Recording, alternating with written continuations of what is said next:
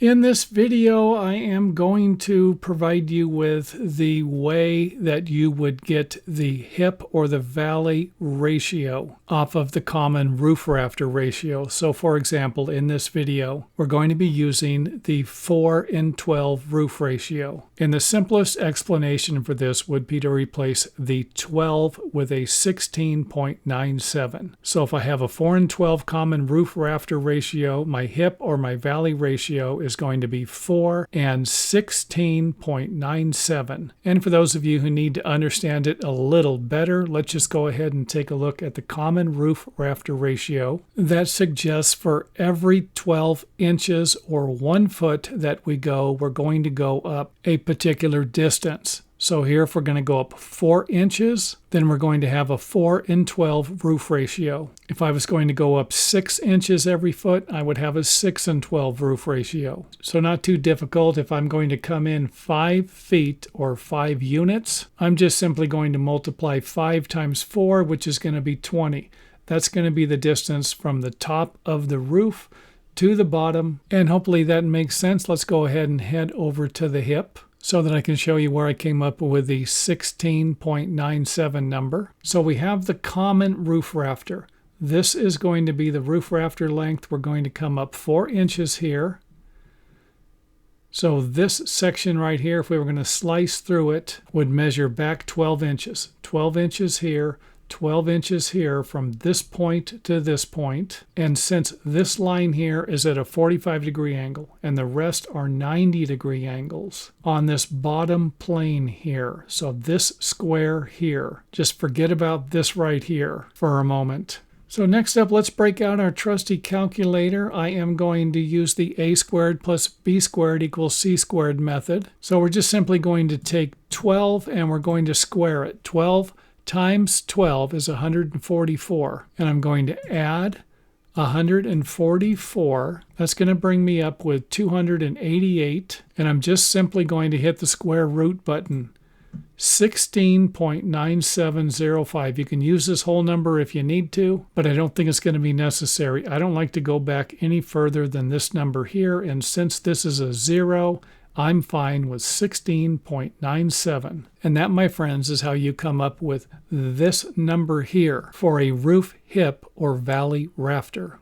And for those of you who might be looking for a little more information about calculating the length of a hip rafter, make sure you watch the second part of this video.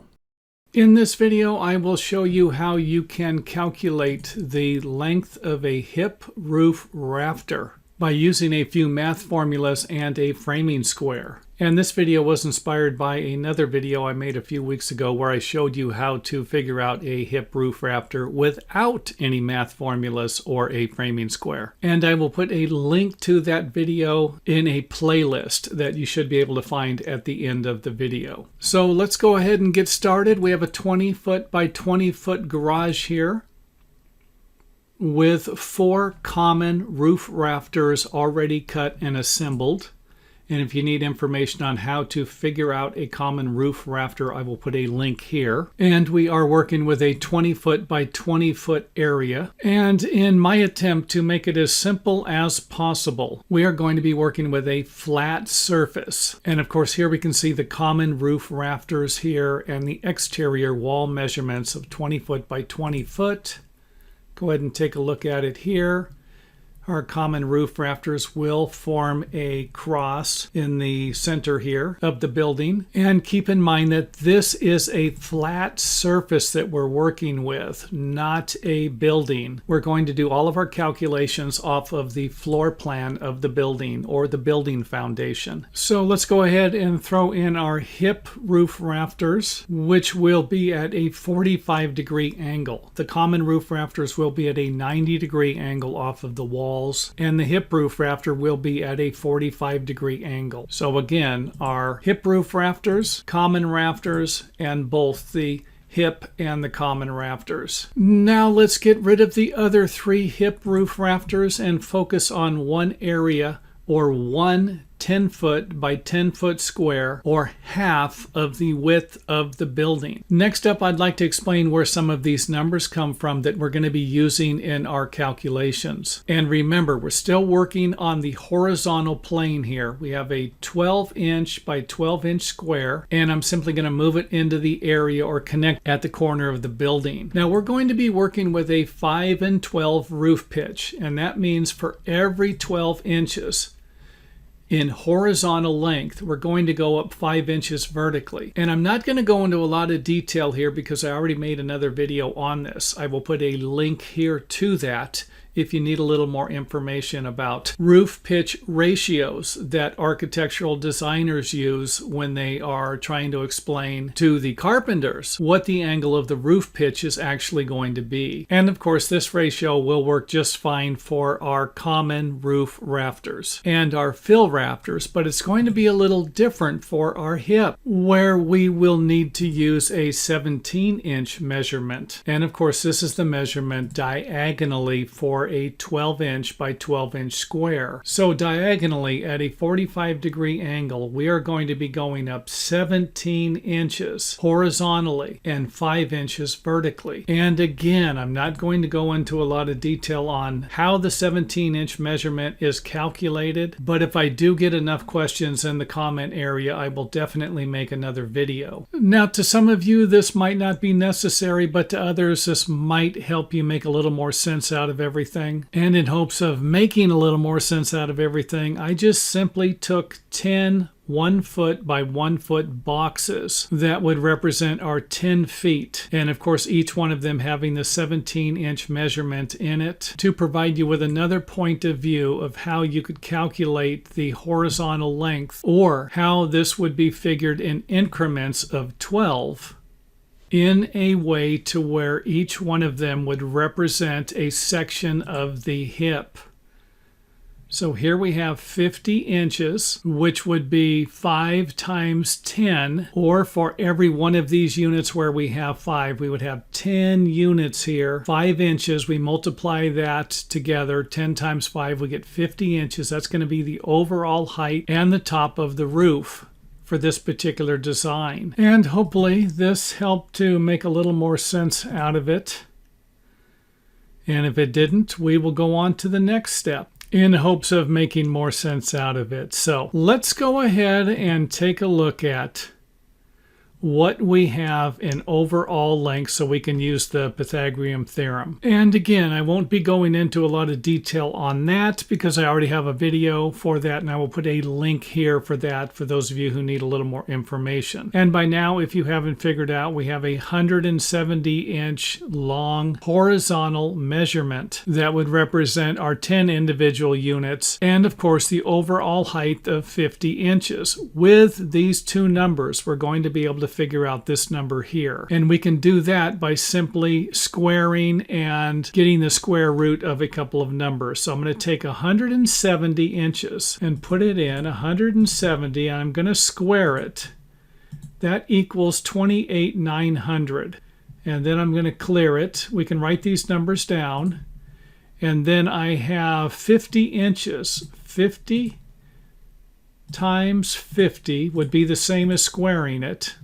Clear. Let's go 50 squared, 2,500. We're just multiplying the numbers by themselves. And something else I need to point out is that all of your measurements need to be the same. You can either do this in feet or inches, but we're going to do ours in inches. So that's where we have to take 4'2" and convert it to 50 inches. We're going to use inches and inches, or feet and feet, but not feet and inches. The next step will be to add the two numbers together. 2,500 plus 28,900 equals 31,400. And we're simply just going to get the square root of that number, 177.2. So it's 177 inches because we did all of our calculations in inches. So we need to convert this to feet. And one way to do that would be to divide it by 12. But this could create a kind of a confusing situation because now you have to use this number. This isn't 7 inches. This number actually represents 9.2 inches. So I'm going to go ahead and do something a little different so that it kind of eliminates some of the confusion. So let's go ahead and clear that, and we will enter 177.2. And I'm simply going to subtract 14 feet. I know it's 14 feet. I'm going to subtract 14 feet in inches, and that's going to be 168 inches. I have 9.2, so I have 14 feet, 9.2 inches. But why is this one here different? Why isn't this 14.92 inches? Well, I will tell you why, because in my model it kind of created a problem here. I measured at an angle and it provided this number. However, if I just simply created a two-dimensional drawing, it produces the exact number that I need. So I just kind of wanted to throw this out there because the difference here is about 1/4 of an inch. And you're going to see where I have a problem with that later on in the video. So keep that in mind, that the model that I'm using might not provide me with the exact results that I'm looking for. And now that we have the number that will represent the length of the hip rafter, we can go ahead and start laying it out. And we're going to do that by starting with the top. So let's break out our trusty framing square. Now that we used our math formula calculations, we're going to need the framing square, and it's going to need to be set at 5 and 17. Again, we're not going to be using the 5 and 12 number. We're going to be using the 5 and 17 layout on our framing square. 5 and 17. 17 lines up with the edge of the rafter. Then the next step will be to make a mark along the edge of the framing square, and then to extend the line, simply grab the framing square and line it up with the other line so that you can draw the rest of the line. And then draw a line at the top, something like this. And then you can either flip the rafter over and finish laying out the other line on the other side, or cut a 45-degree angle on this side and then flip the roof rafter over like this, and then come off of the top line here. You're simply going to come off of this line right here and then set the framing square up so that you can mark the other side of the roof rafter. Again, this is going to be laid out at 5 and 17. Get a better view of it there.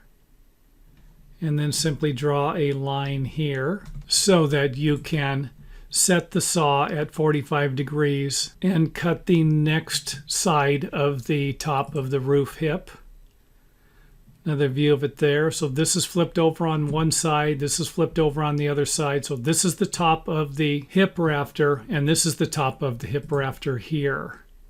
So again, I have it flipped over to cut it, but let's go ahead and flip it back over so everything lines up here and we can continue on with our hip layout adventure. So let's go ahead and take a look at how the hip is going to connect to the common roof rafters, because we're going to need to deduct a little more from our overall length, and that's because the center of the theoretical measurement that we arrived at, in our case it's 177.2 inches, will create too long of a hip rafter if we use it. So we're going to need to figure out the distance here from the center to either this point or this point. And if you remember, we drew a line across here on our hip, on the hip that we're laying out. So we're going to go ahead and use this line here as a reference point. But in order to do that, we're going to need to find the distance here either at an angle that would represent the top of the hip, or horizontally that would represent the flat surface. So let's go ahead and take a look at the flat surface here. So we have the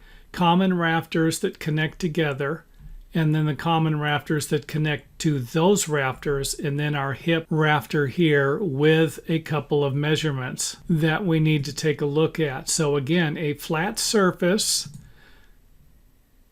and then the angled section that would represent the 12-inch square or our 17-inch horizontal line and our 5-inch vertical line. And as you can see here, the difference between the horizontal line and the angled line is only 1/16 of an inch. That's not really going to be that big of a deal. But either way, we're going to deduct 1 7/8 inches from the theoretical hip measurement to create our final measurement that we can use to lay out the hip rafter. Now let's go ahead and transfer that number to the hip.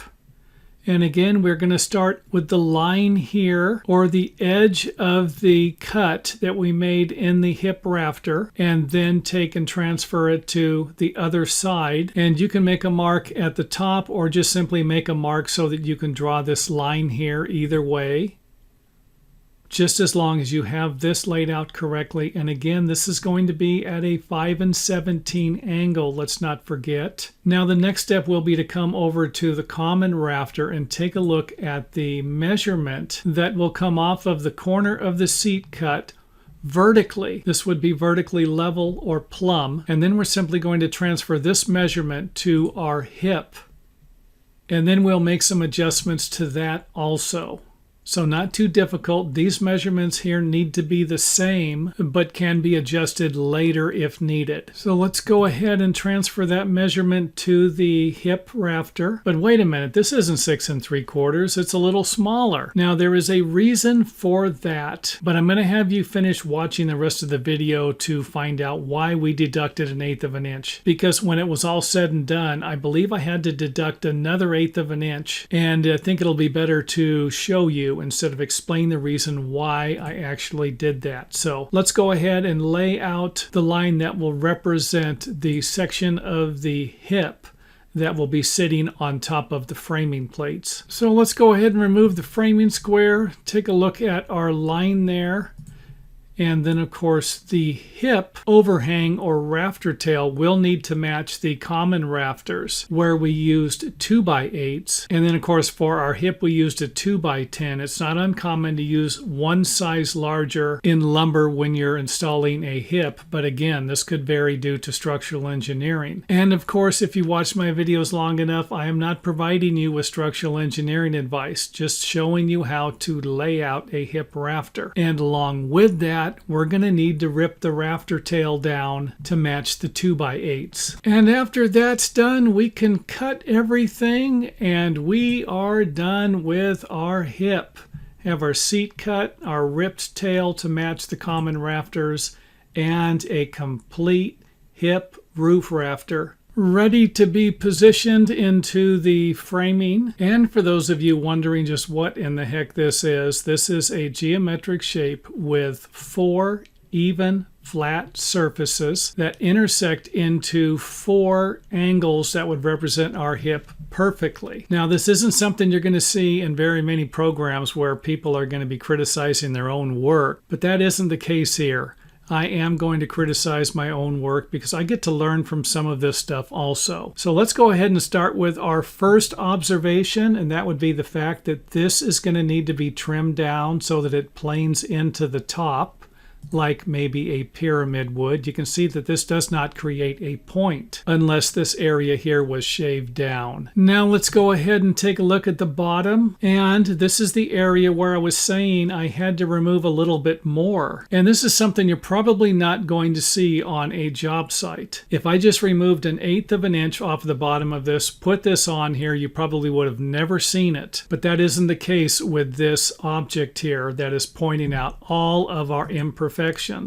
And for those of you wondering why this is 3/8 of an inch longer, well, the only thing I can attribute it to is the geometric shape that I showed you where I had 2 different measurements. One that was coming off of the hip measurement at an angle, and the other that was a 2-dimensional shape. And if you remember, these measurements were off about 1/4 of an inch. And that's the only thing I could think of. Feel free to run my numbers through anything you have and share your opinions with me, and I'll be glad to take a look at it, and maybe we both can learn something from this. If not, then I just have to chalk it up to the fact that there is some type of a problem with my program and not the numbers. And since this video is long enough, I'm just simply going to whip through the rest of this thing.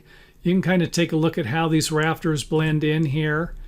And you can see that they blend in nice on both sides with the shape here. It's a little bit off, not perfect. You can see where these are lining up perfectly. So maybe the hip would have needed to lower maybe another 32nd of an inch, something like that, to get everything to work out perfectly.